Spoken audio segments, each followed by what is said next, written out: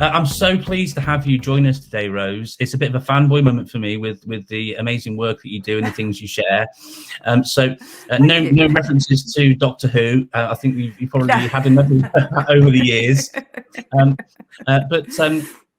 won't steal your thunder, and I won't take up any more of your time, and I'll hand the reins over to you. Welcome to the event. Thank you so much for joining us, Rose. Thank you.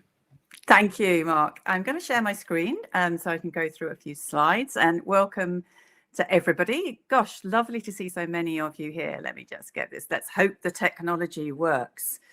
Share slide, share screen. Whoa, it's always a moment, isn't there, where you wonder. Share screen. Oh, you can see the chaos of my screen. How delightful is that? Let's see if we can actually get what you need to see to the front. Now, can you see my slides? Yes, absolutely. So now can you just see the presentation? Yeah. Brilliant. Okay, we're going. That's fantastic. Okay, so thank you very much. And it's such an interesting time to be talking about the future of EdTech. And so EdTech in 2021. Now, had I been starting this presentation before the pandemic, I would have started perhaps like this. So it was a very interesting report published by Barclays Research in 2019, not where you would normally expect to see a publication about EdTech, but very interesting because it was a publication that was written to encourage investors to invest in EdTech companies. And they made a real prime point about facing a learning crisis globally. And in particular, being at school does not equate to learning. How interesting in the current situation where we've had a lockdown last year, a lockdown this year. And two things that really struck me about this report, and it is freely available if anybody wants to, you can still download it from the Barclays website, is I thought it was really interesting that they pointed out, the key industry drivers. And of course, as somebody who's fascinated by artificial intelligence, I'm immediately down there thinking, yeah, of course, personalization, automation, yes, there. And then they predicted the 3 areas where they felt there was going to be the most impact from EdTech and the most interest, obviously encouraging investment into these areas. Gamification, experiential and immersion learning, and then personalization and adaptive learning. Now, obviously, I think most people would equate artificial intelligence with that personalization and adaptive learning, but actually it's also relevant for gamification and experiential and immersive learning, because you can have intelligent virtual reality, intelligent augmented reality, intelligent games. So I would normally have moved on to looking at artificial intelligence, thinking about personalized learning, thinking particularly about communities where there are special needs and how we can use artificial intelligence, for example, at the interface to help people who find it difficult to use a keyboard. We've got great voice activated interfaces, etc., and talking about learning analytics. So I would definitely have gone and looked at a whole raft of different ways in which artificial intelligence could be used in school and out of school, building on that particular report from Barclays. Now, I do believe very strongly that artificial intelligence still has an enormously important role. So I'm not veering off AI because I don't believe it's important. I do, and possibly even more important. But I think in the current climate, we have to look at what has happened and look at what the pandemic has meant for education and EdTech businesses, rather than just specifically concentrating on artificial intelligence as one of the key drivers for the future. I still believe it is, and I believe it's even more important because of the pandemic, but I think there's something else we need to start engaging with as well.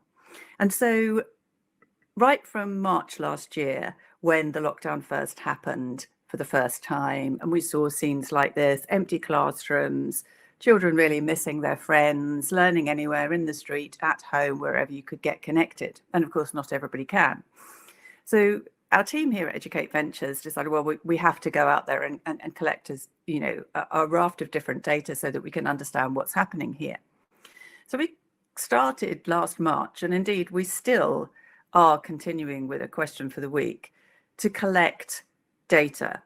And so we collected data from focused on parents, educators, educational leaders and EdTech companies, but we did also talk with school governors and trustees and policymakers. And our primary data sources were other studies that were going on, trying to bring together the work that others were doing as well as what we were doing, a lot of surveys, mainly through questions for the day, just one question a day, and through 10 questions that we issued a couple of times during the last year. We collaborated with Cambridge University Press, which has been a great collaboration. We did interviews with parents and with teachers, and we also looked at Twitter and looked at what was happening on Twitter and tried to pull all this together, mainly looking at research questions that concerned the main concerns that people were expressing, the opportunities that people were seeing, the support systems that were in place, the technology that was being used. And as a result, we found some quite interesting things. The primary finding, and by the way, and I will put this in the chat, there will be a webinar on the 16th of February, organised by Cambridge University Press and Cambridge Assessment, chaired by Charles Clark, about this report, which is free. So I'll put the link in the chat at the end of this talk. And the whole report will be published on our website and on the Cambridge website again for free on the 18th. It's in 2 volumes. One is all the evidence and the other is an implications volume. But today I'm just going to pull out a few key things that I think are really important for the future of EdTech. So the key thing that really I want to stress is that we pay far too little attention to the whole ecosystem. We focus on schools, or we focus on parents, or we focus on policy, or we focus on particular groups. We don't really do enough to focus on the whole ecosystem. And of course, technology is brilliant at helping us to connect that ecosystem. And what we found in the evidence that we looked at was lots of evidence of ineffective connections within the ecosystem, and communications between groups, such as between government and school leaders, was really poor. And that compromises the integrity of the whole system. And it disables it from being self-supporting. Because if we look at nature, ecosystems, when they are running as ecosystems, are very self-supporting, which of course is what we want. And one of the other key things, so whole ecosystem, really compromised connections.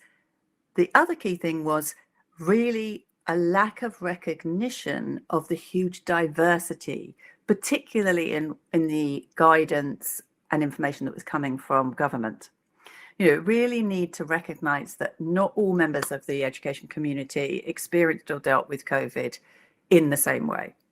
And studying the difference is really important for creating those support systems and for really leveraging the educational opportunities that can be identified.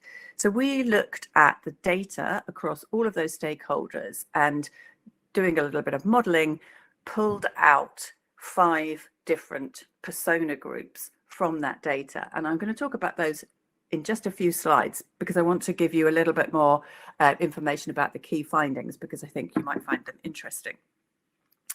So a few other key findings. This business of having a self-supporting ecosystem around connections is particularly interesting. So, for example, parents who felt that communication from school leadership was clear were 10 times more likely to feel confident about their school's handling of the disruption. Communication between EdTech companies and schools really improved. The companies started to be seen as organizations who were there to help. Over 60% of EdTech companies reported offering free technologies. They also made great changes very quickly to the services so that they were more in line with lockdown, such as adding functionality to support home learning. And this is much more the proper EdTech companies as opposed to the big tech companies. So really positive response from the EdTech community. And educators and leaders and parents were all engaged in trying new technologies, which is something that really hasn't happened before at this kind of scale. So 74% of educational leaders that we asked were using technologies they'd never used before, 81% of teachers, 68% of parents, and they were recommending them to others. So really, really good news for the EdTech community there. I also think it has to be recognised that teachers did an incredible job, and educational leaders, to be fair. Educators did an incredible job, as did EdTech companies, at adapting very, very quickly to the pandemic. So within our qualitative data, our interviews, for example, we had a teacher who said, as soon as someone learned how to do something, we'd then share it with everybody else. So, I mean, we had very basic training and we shared. So it was just learning together and helping each other out. What a great way to go forward. More than 30% of heads, teachers and parents felt supported by colleagues.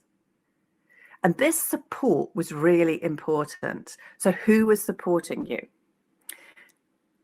Less than 2.5% felt supported by the government. There is an interesting correlation between people who reported enjoying remote education and people who reported being confident about being able to sustain it, and people who felt positive and supported by colleagues. So being supported by colleagues or family members was correlated with people feeling that they were enjoying the remote learning experience and that they were confident about being able to sustain it. So this was during the first period of lockdown. And there was a positivity about the opportunities that could result from this situation, which I think we can really build on. So 54% of respondents believed there was an opportunity to improve the use of technology for learning. But of course, there were these barriers and not least this real barrier to connecting. But what are those barriers to connecting, and how can tech be used better to increase those connections, especially at a time when there's been so much increased use of educational technology and use of new technologies that people hadn't used before? Well, obviously, there's a huge problem with the technical infrastructure, and that was something that hindered the situation from being even more effective. So you'll all know this, 71% of state school children receive no or less than one daily online lesson, whereas 31% of private schools provided 4 or more live lessons online daily, as compared with 6% in state schools, which just reflects the disparity that we have in our technical infrastructure. Now, I said earlier about how the relationship between EdTech companies and educators had improved enormously. That's not the same for big tech companies. The trust between the big tech companies and the education community was weakened, primarily because the companies did not recognize the need for safeguarding. And safeguarding was often number one for an educational leader, and something that they had to be treated with great urgency and great care, and that really wasn't appreciated by big tech. And the trust and lack of effective communication from government really left, I think, both educators and the EdTech businesses feeling that they lacked the guidance that they needed. And I thought this was a really poignant comment from an educational leader who said, I know there are points at which I get more guidance, and I physically look at it and I can't even bring myself to open it right now because you just get saturated with it. And in the report, there's a really interesting timeline demonstrating what was coming at people from government about what they should be doing, what they shouldn't be doing, the timings of it, the conflicts in advice, really interesting. And here's a few other comments that I thought were really interesting for you. It's almost been like 3 years of staff CPD in 3 months. So really people feeling much that they've had a lot of training, even if it's informal, about using EdTech, feeling that the increased use of EdTech has enabled them to think about what really matters. It's given them an opportunity for staff and students to use technology in a much more important way. All of these kind of things, I think, are really important for the future of EdTech. Now, I did say I would come back to this issue of the 5 personas. Now, I'm not suggesting that this is a blanket answer, but I do think using data to identify ways in which you can group stakeholders in the education ecosystem could be a way of differentiating support at scale, which is why we wanted to look at this. And so, for example, we had our aeronauts who are really out there trying new things, feeling well supported, feeling optimistic, really recognizing the value of technology. Now, there were more aeronauts in independent schools than state schools, and more in secondary schools than primary schools. Earth movers really focused on what's the core teaching pedagogy that actually we want to bring to this. Very keen to look at the right infrastructure for the school, and keen to promote well-being and communication. Again, more earth movers in the independent sector, much more than the state sector, but this was more in primary school than secondary school. So those two first categories very much differentiate independent state, one primary, one secondary.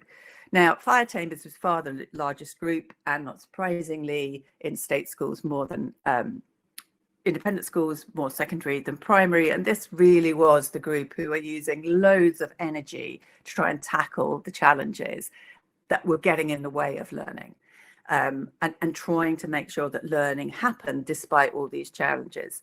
And it was very much coming through in their comments, in the data, that if you gave them the right tools and appropriate support resources, they would be there being able to use the EdTech very, very effectively. The smaller group of water pilots who, again, very prevalent in the independent sector, not so many at all in the state sector, more secondary, primary, but that difference wasn't so great, where they really managed to steer themselves around all of the challenges, all of the turbulence, and get to a quiet place and start moving ahead with the tech. And finally, the space seekers, who, and this was much more prevalent in primary school than secondary school, again, more independent than state, constantly looking for the right learning space for each child. And they know what to do, they know how to do it, and they're very judicious about when they use technology to deliver effective learning for students. Now, obviously, these different groups require different support. So this would be a way of differentiating support. But I want to get back to this subject of ecosystem, because I think that's where the future of EdTech really sits. It's about building this ecosystem, this education ecosystem, and supporting it. Now, obviously, this is an example from nature. So what would it look like? How could we do this? You know, what are the key connecting points in the ecosystem? Schools, homes, government, the tech companies, and what are all those other connections? I think we really need to look at it in this very holistic way. Now, in our small way at Educate, originally within UCL and now as a spin-off company, Educate Ventures, we tried to build a small part of that ecosystem. So we are grounded on this notion of the golden triangle. It's golden because it's all about data and evidence about what works, how it works, why it works, for whom it works, and in what circumstances it works. And the 3 points of the triangle are the 3 communities that we believe need to be connected. So the people who build the technologies, the people who use the technologies, and the people who can help you understand if, why, how that technology is working for a particular group of students. What's the evidence? What's the data? And if we get that connection right, we believed, and we still believe deeply, that we improve EdTech products, services, improve learning, improve teaching, improve sales, and improve research impact, because the research is much better communicated to those who need to use it and apply it. But I'm now believing we need to focus on a much bigger group. Our little triangle's great, and we are starting the accelerator program again at the end of this month, and we will certainly be grounding it in that golden triangle. But I now think we need to look at how we contribute to the bigger ecosystem, because I think EdTech has a fundamental role to play in connecting and supporting the different communities and sub-communities in that ecosystem. So just to finish, ecosystems, not silos, is absolutely where we have to go. Technology can help us build the connections and the communications that will support educators and parents and the EdTech companies themselves within that education ecosystem. A great deal can be gained, I believe, by studying the disruption, studying the lockdown that's happened this time. And as I say, we're still doing that, looking at where the ecosystem was self-supporting, where the connections were strong, but also looking for breakdowns to see how we can remediate those breakdowns. And it has to be about building connections between stakeholders, communities to enable this ecosystems. And I think researchers such as ourselves have got a crucial role in helping to build these connections. We've got to roll up our sleeves, get in there and really help with that. So I'm going to stop there. Thank you for inviting me.